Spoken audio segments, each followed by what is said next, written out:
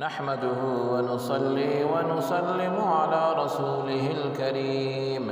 حضرت ابو ہریرہ رضی اللہ عنہ فرماتے ہیں کہ ایک روز میں رسول اللہ صلی اللہ علیہ وسلم کے ساتھ باہر نکلا، اس طرح کہ میرا ہاتھ آپ صلی اللہ علیہ وسلم کے ہاتھ میں تھا۔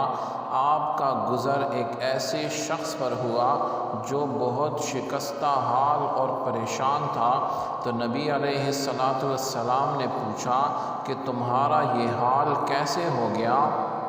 اس شخص نے عرض کی کہ بیماری اور تنگدستی نے میرا یہ حال کر دیا۔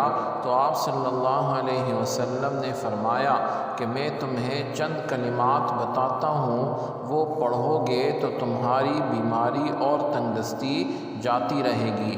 کلمات یہ ہیں: توکلت علی الحی الذی لا یموت، الحمد للہ الذی لم یتخذ ولدا ولم یکن له شریک فی الملک ولم یکن له ولی من الذل وکبرہ تکبیرا۔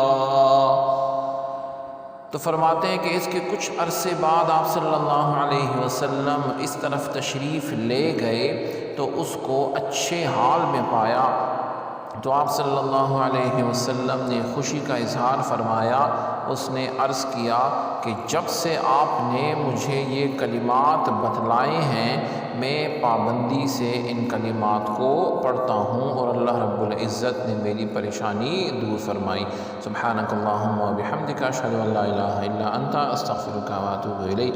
سبحان ربک رب العزت عما یصفون، وسلام علی المرسلین، والحمد للہ رب العالمین۔